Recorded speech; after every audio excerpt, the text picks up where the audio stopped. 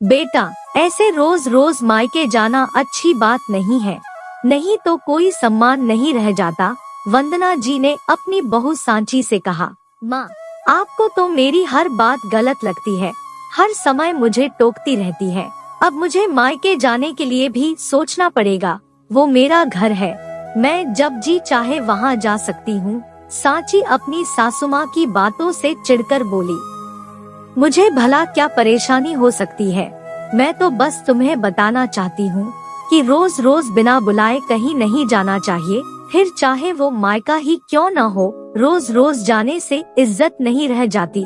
मायके में सबको लगने लगता है कि रोज कुछ ना कुछ लेने चली आती है। जब तक मेरे माता पिता हैं, मेरा जब मन करेगा मैं तब जाऊंगी, इसके लिए मैं आपकी एक भी नहीं सुनूंगी। सासुमाँ को जवाब देकर सांची चली गई। वंदना जी बहू को अपनी बात को ना समझते हुए देखकर मन महसूस कर रह गई और अपने आप से बोली, कोई बात नहीं, तुम्हें भले ही इस समय मेरी बात समझ में नहीं आ रही है, किंतु समय तुम्हें जरूर समझा देगा।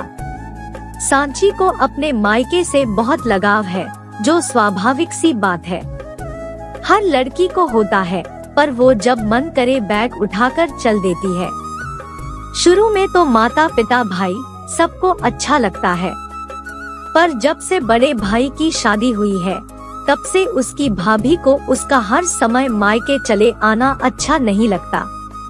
सांची मायके में हर चीज पर अपना अधिकार समझकर बिना पूछे ही उठा लाती और वहाँ के हर मामले में अपनी दखलंदाजी करती।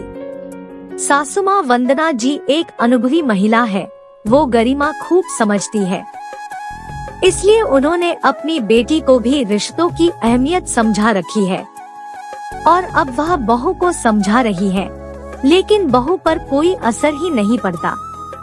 माँ, मेरी सासुमाँ को मेरा रोज रोज मायके आना अच्छा नहीं लगता।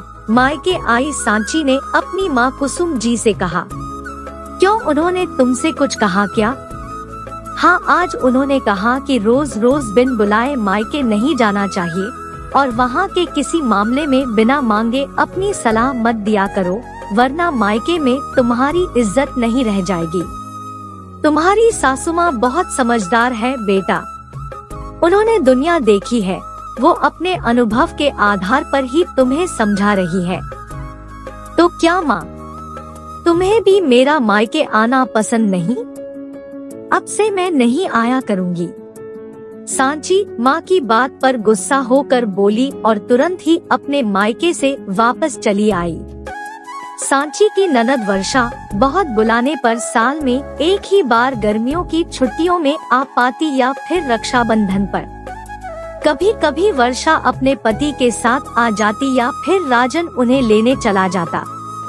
अभी जून का महीना था और सांची के पति राजन ने अपनी बहन वर्षा को रक्षाबंधन पर बुलाने के लिए अभी से फोन करना शुरू कर दिया। दीदी, आप रक्षाबंधन पर आ रही हो ना?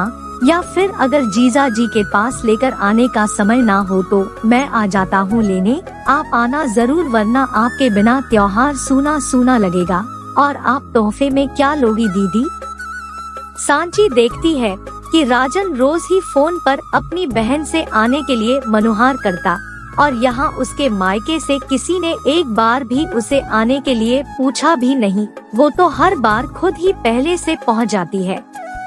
अब उसे ये सब देखकर बहुत बुरा लग रहा था कि उसके मायके से तो उसकी माँ का फोन भी नहीं आया और यहाँ उसकी ननद को फोन पे फोन करके बुलाया जा रहा है। इस बार उसने सोचा कि मैं मायके नहीं जाऊंगी, देखती हूँ कोई मुझे बुलाता है या नहीं। मायके में सबने सोचा कि सांची को बुलाने की क्या जरूरत है, वो तो आ ही जाती है।